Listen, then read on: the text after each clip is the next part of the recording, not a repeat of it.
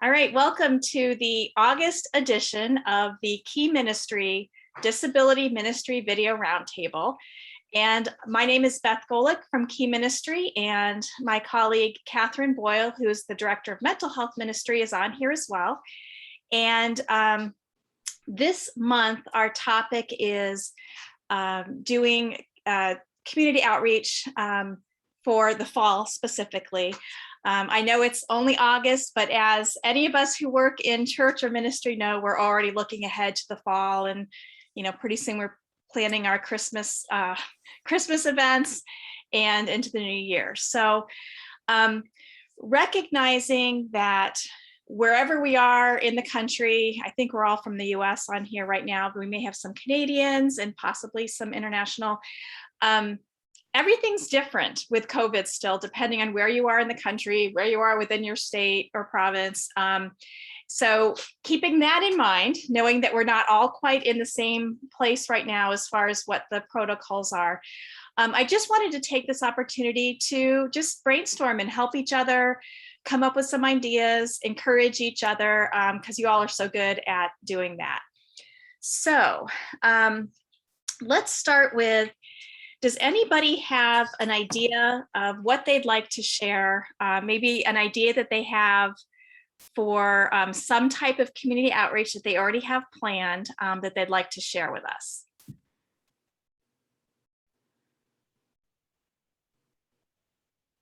Or does nobody have anything planned and that's why you're on today's Zoom? I mean, I can quickly say that our church has decided to have a harvest festival. And so it's going to be harvesting a lot of the planted vegetables that we have in our back area. So there's just a big back lot back there. And so it'll be learning how to participate in a food drive that we're also going to be having the next day. So a lot of activities that are geared towards kids learning about giving back in that sense, and gardening. And I don't know, I'm not entirely sure of all the details yet. I think we're still getting into that nitty gritty, but that'll be in September. I love that. So that's a very creative idea. It's a very like seasonal, timely idea. I love that. And I love how you're kind of incorporating different areas of the church into that, even tying it into like, food drive or food distribution. So, so that's pretty cool. I like that. What area of the country are you in? We are in Brentwood, Tennessee, close to Nashville. Okay, cool. Thank you for sharing. All right. Anybody else? Doc and Elizabeth, what kinds of outreach activities is SOAR thinking about these days? Yeah, well, we're real excited. This weekend, we're actually doing, for the first time, we're doing a parent, caregiver, child prom. And so we're real excited about that. It's a lot different than the Tim Tebow Night to Shine. That's usually just for the individuals. But this one we wanted to give something special to the parents and give them a memory. So we're calling it Soar with Someone Special. It's going to be a night under the stars. And we've got a lot of partners that are coming along with us. A DJ found out about it. He's donating his time, and we'll have photographers doing some paparazzi and just different things like that. So just giving the parents time to be with their child, all ages, and just enjoy the evening and let it be a time of fun, especially last couple of years as schools have not been able to have any proms or daddy-daughter dances. And most of the time they're only daddy-daughter. There's rarely a mother-son dance. So a lot of our moms are ecstatic to be able to be doing this. We also have some sisters who are going to be jumping in and coming with their siblings. So we're looking forward to that. It'll be a lot of fun. Very cool. Another thing that we have coming up is we're partnering with the Royals and have a special day at the K that us and a couple other organizations that serve individuals with special needs are going to be a part of. So we have about 30 or so families that are that'll be coming with us to the game, and so that'll be fun to be able to do a Royals game with them. Very fun. So in these cases, like, how are you reaching the community with the invitation to participate? And how are you using this to maybe grow your ministry by reaching out to the community? So we're constantly looking for partnerships with organizations to share our vision and mission with, for instance, with our prom. We've talked to some business partners I've been working with, and through that we've been able to get like all of our drinks and snacks donated from Pepsi. They donated everything for that. So just awareness there, and doing a lot of social media, and then talking with our families and asking them to share that. And then we'll be posting pictures and videos of that as well. We've gotten some photographers who have been willing to donate their time. One of the photographer who does a lot for us that we usually pay to do most of our work, he's actually donating his time, and he's going to do family portraits for everyone, and that he'll actually bring his equipment so he can print it right then and there, so the parents can walk away with a nice memory from the night for them. But I think the important thing is that you just find new ways how you can work with people. My number one thing anymore is just every time I'm out, I'm talking with people and letting them know what we're doing and seeing how we can partner with them. I carry my business card with me everywhere I go. We were out to dinner the other night, and there was a couple families having dinner together, and they had a couple kids with special needs and wheelchairs. And so I just walked over, I handed both of them my business cards, shared with them about SOAR, that we're here to support and transform families with special needs, and we'd love to support them, let them know that.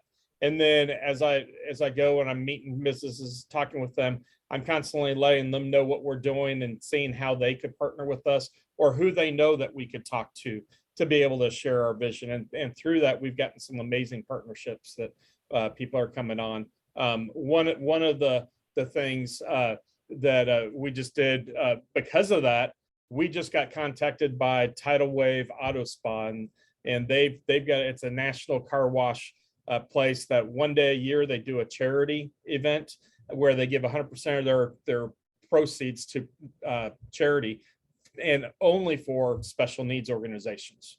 And one of our local ones here picked us as the nonprofit. So that'll be a great thing. And Catherine, no, they did not know about SOAR. The question was asked if those families knew about SOAR. They did not. So that's the thing I love, is just by being able to share and let people know who we are and what we're doing. So it's been able to broaden our horizon a lot that way. And then I've got a lot of families who take my business cards as well, and whenever they're out talking to someone new, they're giving away cards, just share what we're doing.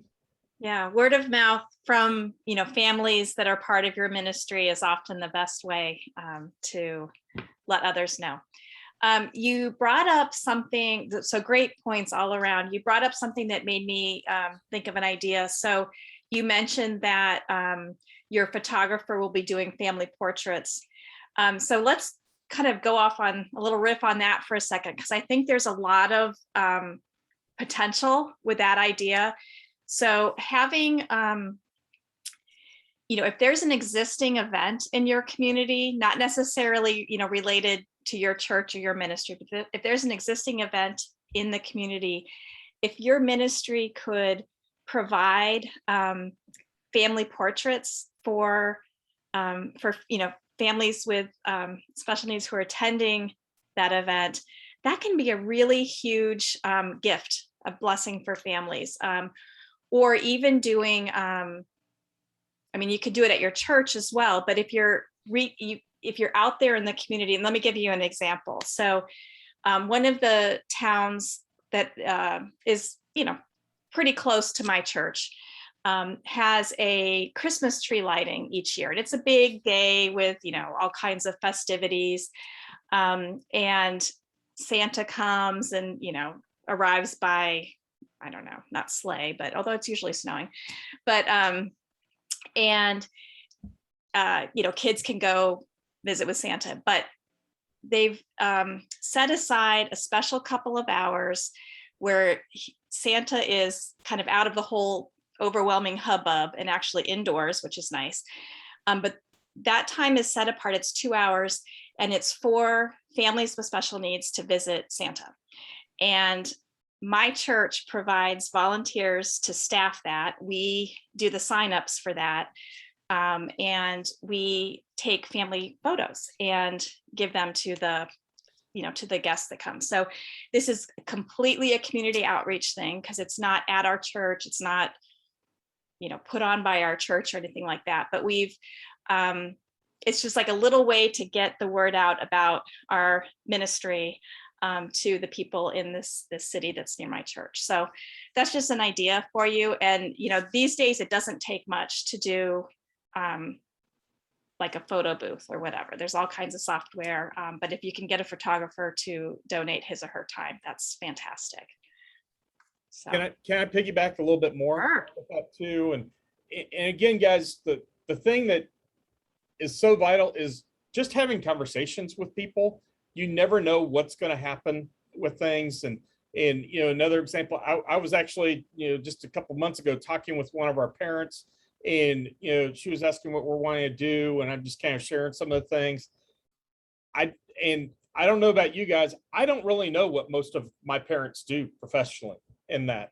And that's one thing we need to do a better job in figuring out. And so I just asked her, I said, what do you do? And she said she cuts hair and everything. I go, oh my gosh, that's, such an amazing thing. That's so hard for our families with special needs. She goes, I know. I would love to offer free haircuts to kids with special needs. Oh my gosh, she's patient. She loves it. And so we're going to try to figure out a way that we can have an event, and at the same time, the kids can get a haircut by someone who understands special needs and is patient with that. And that's just because, I asked the question, what do you do? And so many times I think we avoid asking those questions of our families. We're so keyed in trying to take care of them, but realize we provide so much for our families. They really want to give back as well, and they just don't know how. But sometimes if we just ask what they do, we can find out what they do. And there are a lot of resources they have that they can provide back to us that can be so meaningful, and meaningful not just to your organization, but to your families as well. And so that's a little plus there that we frequently forget about. Yeah, I love that. And the idea of incorporating, haircuts into some either existing event or, some event that's yet to be planned. I love that idea. Yeah. Anybody else doing like a fall festival?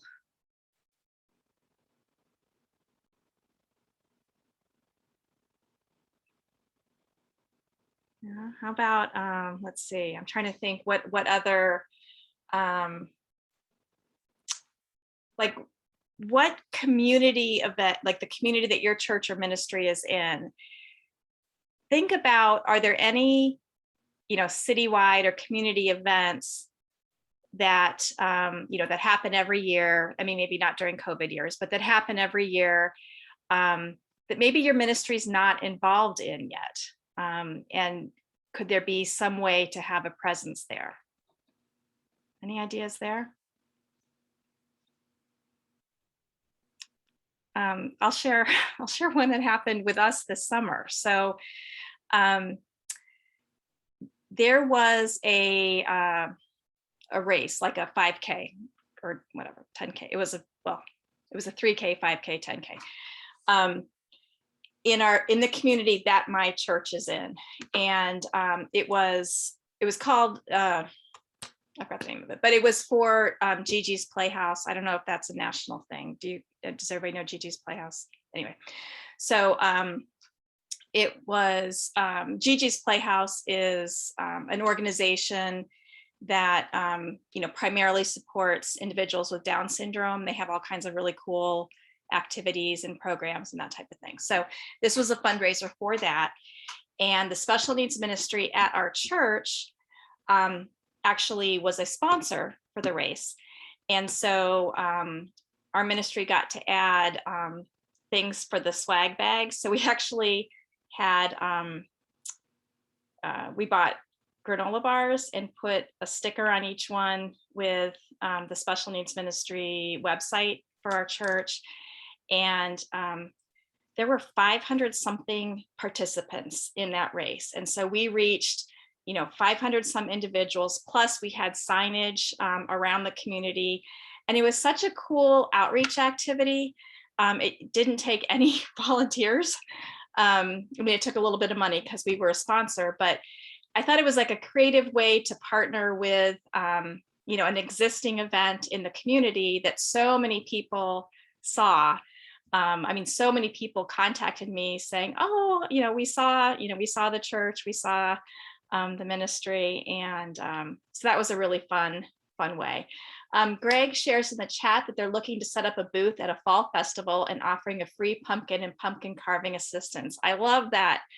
And it could even be, if you get the little pumpkins, they could even decorate them. Like if you have googly eyes and, if you want to even do paint or the foam stickers, which a little easier than pumpkin carving, but I think that's a great idea. And just having that presence, and you're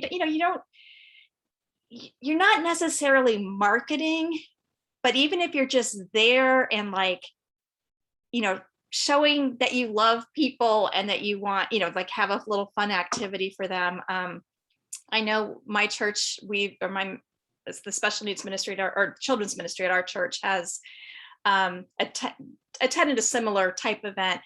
And we brought a couple Little Tykes picnic tables with us so that kids could actually sit, down at their own level and comfortably work, do the craft or whatever it was. So Catherine is offering in the chat that their church youth group gave out water bottles at a similar event years ago. And similar to, I'm sure, the race is what you're talking about. No swag, but we had signage regarding where we were from. So yeah, that's cool. And people see these things and then they start to make the connection with your church. And it just shows that you care about the community and you want to welcome individuals from your community into your church. So I love that. Anybody else?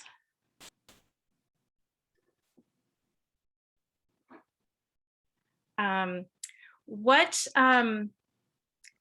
struggles are you having right now in terms of maybe wanting to plan something, but maybe you're not allowed at this point? Does anybody want to talk about that?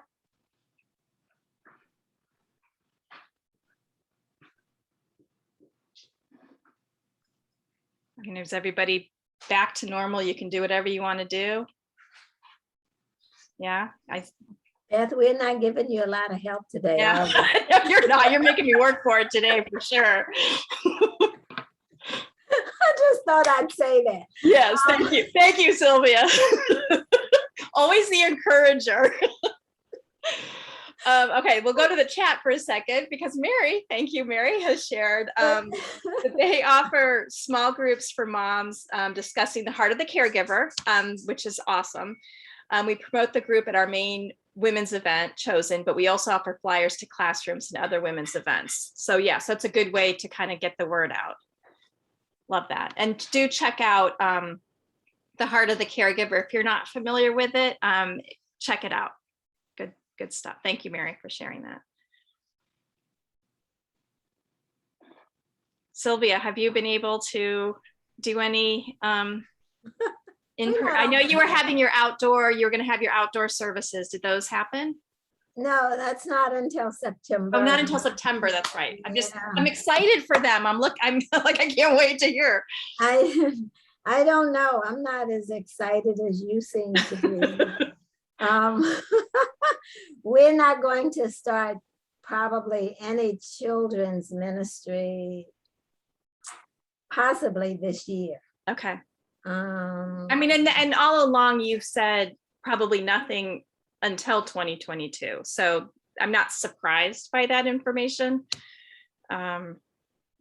It's painful because we have so many parents that are in need of services and supports, and I'm in the process of starting and planning a parent prayer group. Just an open session kind of time, giving them a space where they can come together and have a prayer time. And also thinking about an in-home buddy respite program where we pack a buddy bag for each family and go into the home with different kinds of activities, because we picked up some new families. So just going into the home. I'm an occupational therapist by profession, retired, but when I was working, we did in-home therapy with the infants and toddlers program. So it's going to be modeled after that, where you have a clean bag and a dirty bag, where you, the activities and things that you used while you were in the home, you just put them in the dirty bag so that they could be cleaned up, and schedule as many families as possible. I did a weekend respite for one of my families this last weekend, where the mom dropped her off at 10 o'clock on Friday, and I kept her until 10 o'clock Saturday night. Being an individual with sensory challenges, by the time she left, I was a basket case. You're ready for a little respite yourself. And it really gave me an upfront and personal awareness of what our parents have been through in the last 18 months. And I would not wish that even on my worst enemy. Because this child is very, very active 13-year-old. And it was very challenging because she talked, she just talked the whole time she was up. She talked, and I can't do that much auditory stim. And so it was very, very difficult for me.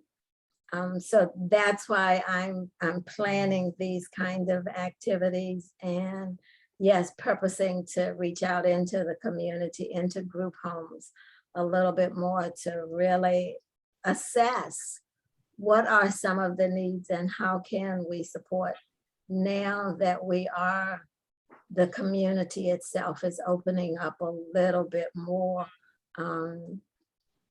Not to say that I'm any more comfortable, but because there is such a significant need, I'm really stepping out on faith and trusting God.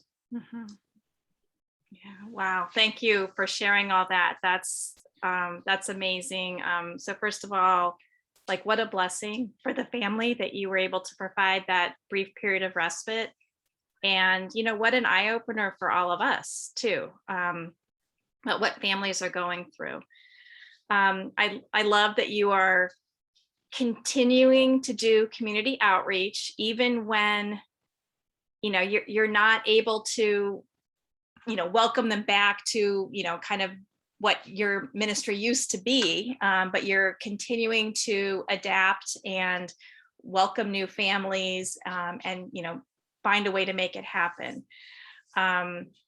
You're being very creative with your community outreach. I mean, you're literally going into someone's home, or welcoming them into your home.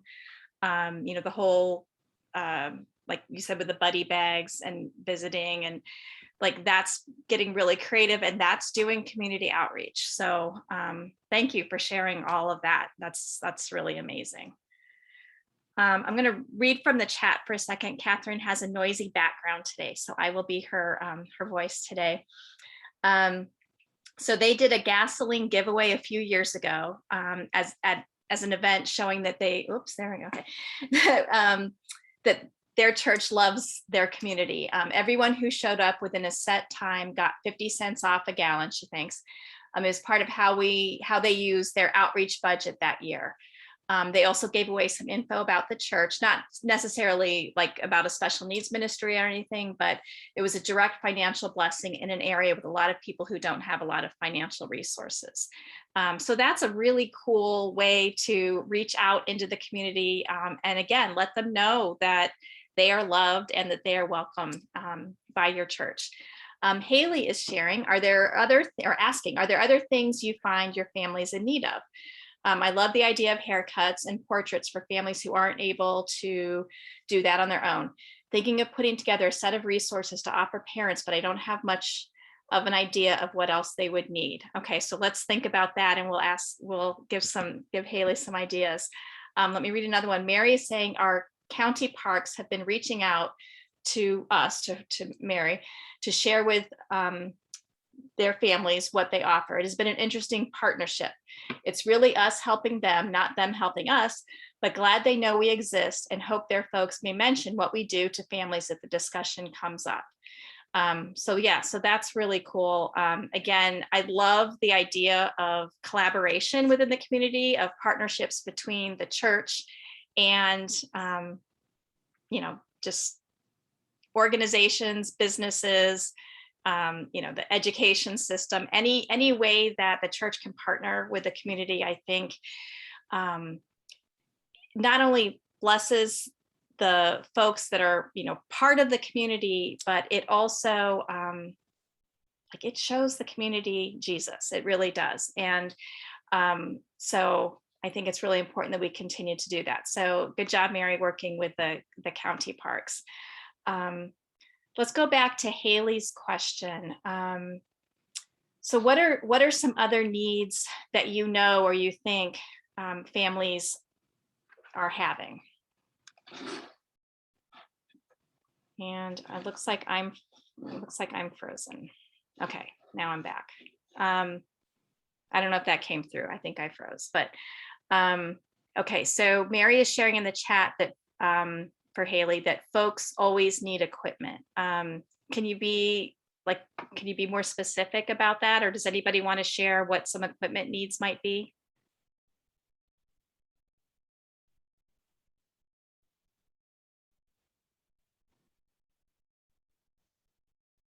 Anyone? Are you talking like equipment like walkers and wheelchairs, like that kind of equipment? Oh, here we go. Walkers, chairs, lifts, etc. And there are a lot of community resources who can help you. Okay, so so I don't know if I'm hearing this right. So let me say this, and then you guys can correct me if I'm wrong. But are you suggesting maybe reaching out to families to see what equipment they might need, and then helping make those connections with agencies and businesses that can provide it?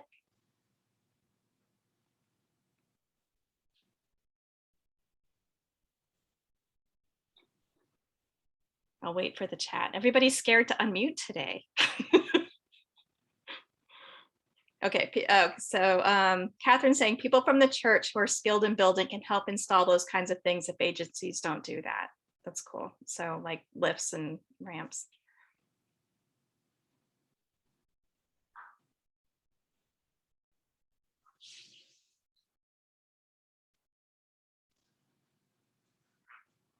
I know that, okay, so Mary's saying, yes, it's surprising how many folks just don't know what they have access to. Yeah, so sometimes it's just a matter of helping to advocate, helping to educate.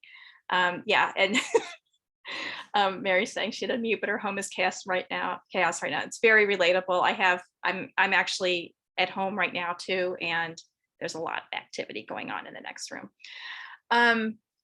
So let's see, back to school supplies specific for special needs community. So yeah, and that's, something I would think that any education system would love help with that, partnering with that.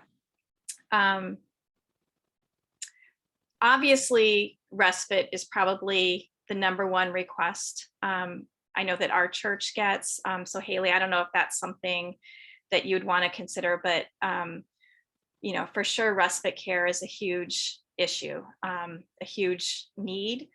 And also like it's been cut way back. So whether it's because there's, maybe families have a waiver or have, whatever's needed to pay for the respite care, but there just aren't enough respite care providers. I've run into that. That seems to be the case in my neck of the woods. My families, for the most part, have the waiver that they need. They've been approved for respite, but there aren't enough people working in those agencies right now to provide it.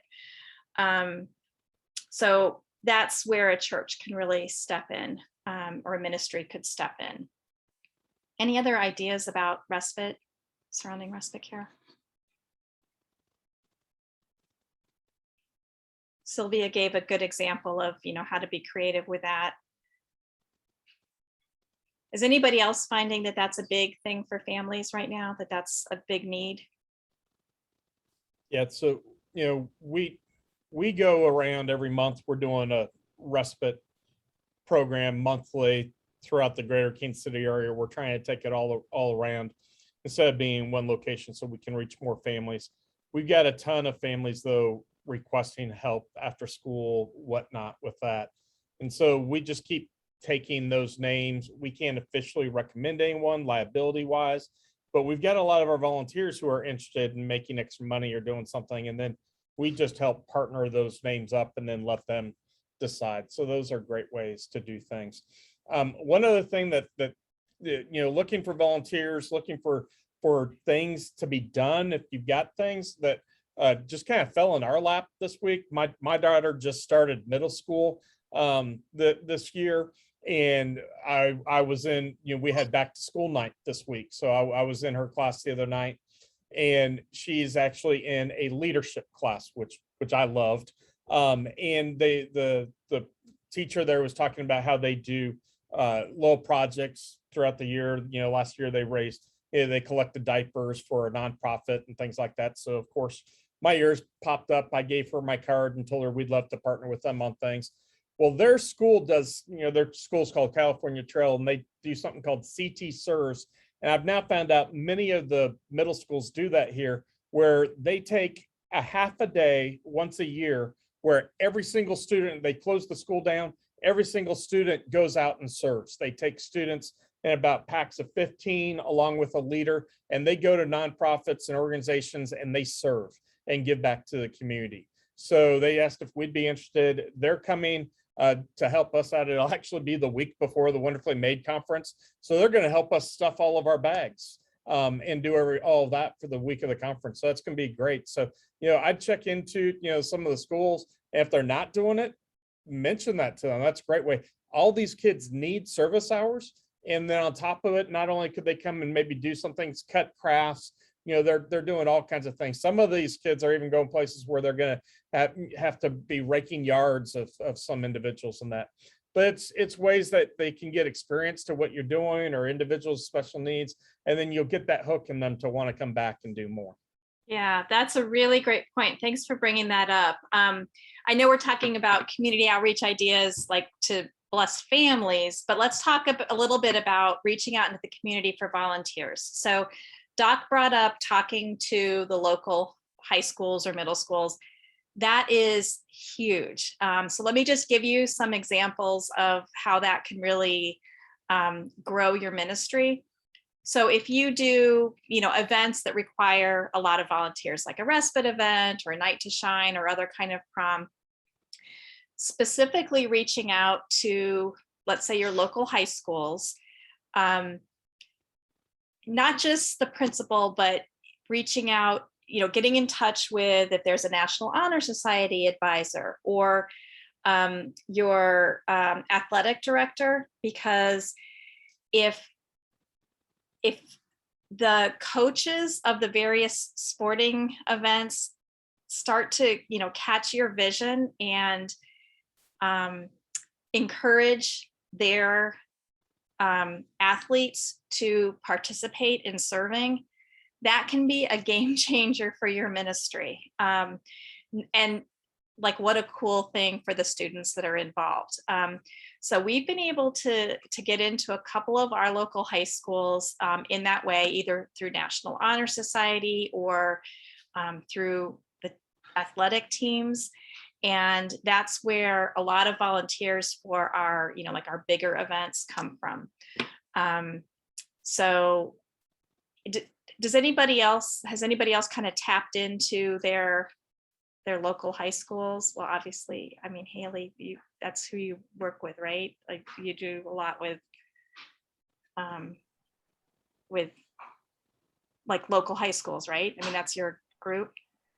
Yeah, like we'll reach out, we'll go to like football games and basketball games and things like that. It's kind of tricky in LA, or at least where we are in LA, they don't really like people to be on campus unless they're like, an employee. So like I volunteer, or not volunteer, I'm like a school employee technically, and I'll like go to the school and like be an aide or something just to get in the school and like meet folks. So. Yeah. Well, and really in any case, like last year, nobody was allowed in the schools anyway. So, yeah. But prior to COVID, I had a couple of teachers ask me just to come in and talk about the ministry to their class.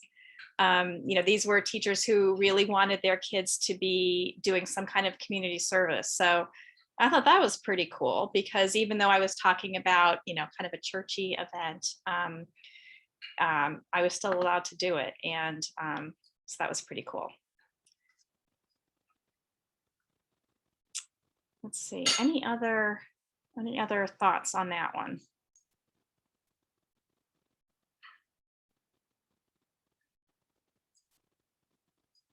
Okay, all right. Let me think if there's any other. So our church not this Sunday, but next Sunday, we're doing a church-wide picnic, like an outdoor kind of thing. And it's a kind of a community event, because we're reaching the community saying like, hey, come join us. So it's not specifically related to, disability ministry in any way, but it's an outdoor event that we're hoping to bring a lot of people back into the church setting, so even though it's outdoors. All right, any last minute thoughts? Otherwise we'll make this one of our shorter ones. Looking around. All right, well, before we leave, I would encourage everybody to go to keyministry.org, not right this second, but when we hang up. But on the events page, we have a ton of, oh, thank you, Catherine, just put it in the chat. We have a ton of roundtables and webinars coming up, like a lot. And most of them are posted on the events page right now, some really cool topics. We already have the topic for next month's roundtable. So I think you will want to tune in for that. We've got a parent webinar coming up. We have a couple of really good mental health webinars coming up. So keyministry.org/events to check those out. So that is it for this month. Thank you all for joining. And I just encourage you to, try out some of these ideas sometime this fall or winter. And keep us posted on what how it goes for you. So, all right, thanks everybody. We will see you next time.